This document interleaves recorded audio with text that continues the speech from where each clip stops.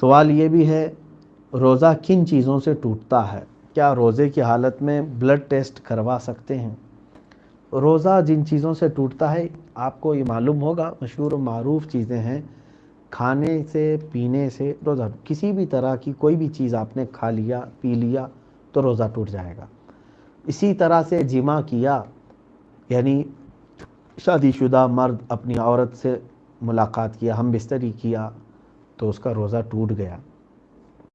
یا پھر شہوت سے اس نے اپنے جسم سے اخراج کیا منی کا، تو پھر اس کا روزہ ٹوٹ گیا۔ اس کے علاوہ روزہ ٹوٹنے کی الگ کوئی چیزیں نہیں۔ بعض لوگوں نے یہ سمجھا کہ خون نکل جانے سے روزہ ٹوٹتا ہے، نہیں ٹوٹے گا۔ الٹی ہونے سے روزہ ٹوٹتا ہے، نہیں ٹوٹے گا۔ الٹی ہو جائے آپ کو اگر بے اختیار تو روزہ آپ کا نہیں گیا۔ ہاں، اگر کسی نے انگلیاں ڈال کر کے پورے زبردستی قے کیا ہے تو اس کا روزہ گیا۔ منہ بھر اگر آ گئی تو اس کا روزہ جائے گا۔ خود سے اگر کچھ کیا، بے اختیار ایسی ہی کوئی چیز آئی تو اس سے روزہ نہیں ٹوٹے گا۔ نہ نہانے سے روزہ ٹوٹے گا۔ بعض نے یہ بھی سوال کیا ہے کہ غسل میں منہ میں پانی لینا فرض ہے اور گرگرہ کرنا فرض ہے، تو روزے کی حالت میں کیا کرنا چاہیے؟ میرے عزیزو، غسل میں کلی کرنا فرض ہے، ناک میں پانی چڑھانا فرض ہے، گرگرہ کرنا فرض نہیں ہے۔ جس کو کہتے ہیں منہ میں پانی لے کر حلق میں گرگرہ کرنا فرض نہیں ہے۔ گرگرہ روزے کی حالت میں نہیں کرنا چاہیے کہ پانی کے قطرے حلق کے اندر جانے کا اندیشہ ہے۔ کلی کرے، ناک میں پانی چڑھائے، کوئی حرج نہیں۔ غسل میں بھی، روزے کی حالت میں بھی اگر غسل ہو رہا ہو تو کلی کرے، ناک میں پانی چڑھائے، اس سے روزہ نہیں ٹوٹے گا۔ آپ جیسا غسل کرتے ہیں ویسے غسل کریں، بس یہ ہے کہ گرگرہ نہ کرے، حلق میں پانی اندر نہ جائے، بس اتنا ہی ہے۔ اگر دن کے بیچ میں روزہ ٹوٹ جائے، جیسے کہ الٹی ہو جائے، یہی سوال کیا ہے کہ الٹی سے روزہ نہیں ٹوٹتا۔ ہاں، سوال یہ تھا کہ بلڈ ٹیسٹ کروا سکتے ہیں کہ نہیں۔ بلڈ ٹیسٹ کروانے سے بھی آپ کا روزہ نہیں ٹوٹے گا۔ خون کا اگر چیک اپ کروانا ہے آپ کو، آپ کا خون نکالا گیا ہے تو آپ کا روزہ نہیں جائے گا۔ روزے کی حالت میں کیا گیم کھیل سکتے ہیں اور برش کر سکتے ہیں؟ میرے عزیز، گیم کھیلنے کے لیے آپ نہیں بنائے گئے۔ اللہ تبارک و تعالیٰ نے آپ کی زندگی کو جس مقصد سے بنایا ہے وہ قرآن میں پڑھو۔ اللہ فرماتے ہیں وَمَا خَلَقْتُ الْجِنَّ وَالْإِنسَ إِلَّا لِيَعْبُدُونَ، میں نے انسانوں کو اور جنات کو میری اپنی عبادت کے لیے بنایا ہے۔ تو گیم کیا کوئی عبادت ہے؟ ہاں، اب یہاں پر کچھ لوگ ایڈکٹ ہو گئے ہیں۔ کچھ ایسے خطرناک گیم دنیا نے لانچ کر کے تمہارے ہاتھوں میں پکڑا ہے جو تمہارے اخلاق کو بھی تباہ کر رہا ہے، تمہارے ایمان کو بھی تباہ کر رہا ہے، تمہارے وقت کو بھی، پیسے کو بھی، سب۔ جو جوا کھیل رہے ہیں، تمہاری آخرت بھی برباد ہے۔ کچھ ایسی چیزیں ہیں وقت گزارنے کے لیے، کچھ چیزیں کیا جیسے ذہن کی تیزی کے لیے، کچھ کھیلوں کی حضور صلی اللہ علیہ وسلم نے اجازت دی جس سے جسم اچھا ہو جائے، جس سے دماغ اچھا ہو جائے۔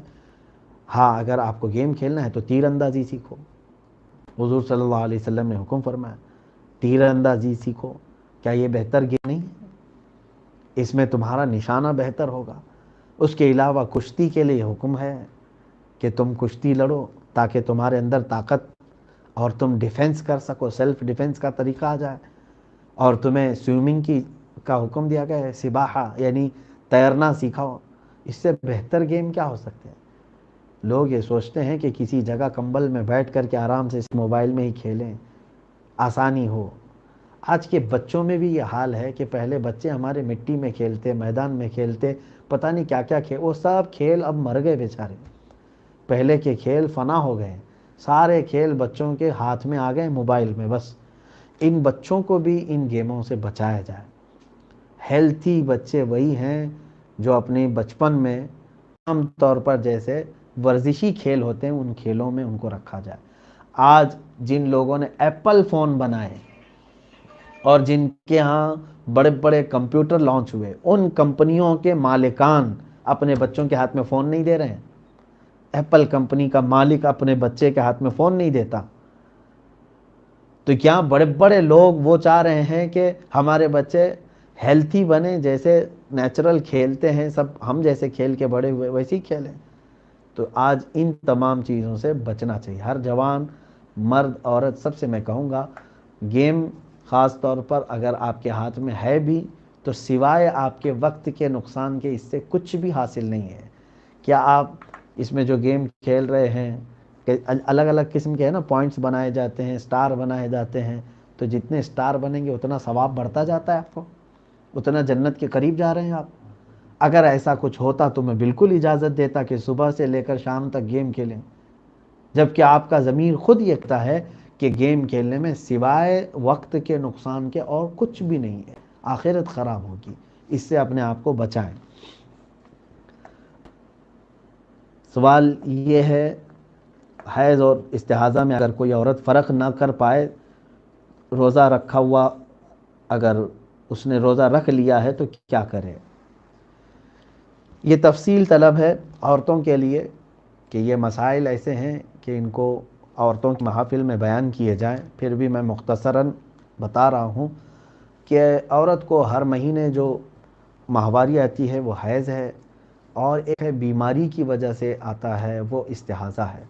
حیض میں نماز اور روزے جائز نہیں ہیں، وہ قرآن، نماز، روزہ کچھ نہیں کر سکتی حیض میں اور نفاس میں۔ بچہ پیدا ہونے کے بعد جو وہ ناپاکی رہتی ہے اس کو نفاس کہتے ہیں، اور ہر مہینے جو عورت کی ہے وہ اس کو حیض کہتے ہیں۔ ان دنوں میں نماز، روزہ اور پھر قرآن پاک کی تلاوت، یہ سب چیزیں اس کے لیے جائز نہیں۔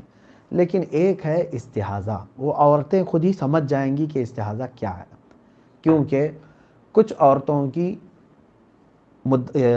ہر مہینے عادت ہوتی ہے کہ اتنے ہی دن آئے گا، اور جس عورت کو یہ عادت معلوم ہے اس سے زیادہ اگر آیا ہے تو اس کو کہتے ہیں استحاضہ۔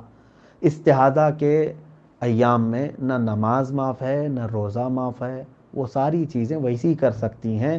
استحاضہ ایسے ہی سمجھ لیں جیسے کسی کی نکسیر پھوٹ گئی۔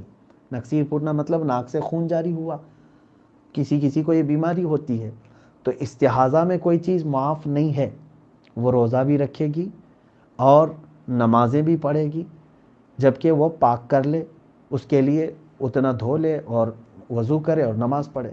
بعض مقامات تو ایسے بھی ہیں کہ اگر معذور ہے کوئی ایسا معذور، جیسے معذوروں کی نماز کا، کسی کو ہوا خارج ہونے کی ایک بیماری ہے، کسی کو پیشاب کے قطرے ٹپکنے کی بیماری ہے، اور کسی کو خون نکلنے کی بیماری ہے، یہ تینوں بیماریاں بھی اگر ہیں کنٹینیو ایسی ہیں کہ 2 منٹ بھی سٹاپ نہیں ہوتے، یعنی وضو کر کے 2 رکعت نماز پڑھنے یا 4 رکعت نماز پڑھنے تک کا بھی ٹائم سٹاپ نہیں ہوتا، تو اس کے لیے حکم ہے اسی حالت میں وضو کرے، اسی حالت میں نماز پڑھے، چاہے تو مصلی اس کا خون سے بھر جائے تب بھی اس کی نماز ہو جائے گی۔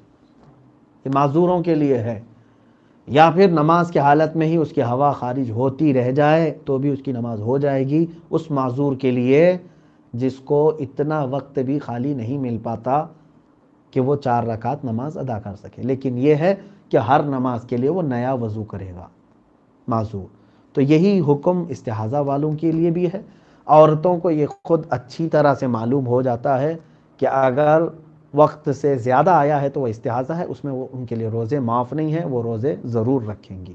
اللہ رب العزت کہنے سننے سے زیادہ ہمیں عمل کی توفیق عطا فرمائے۔ وآخر دعوانا الحمد للہ رب العالمین۔ السلام علیکم۔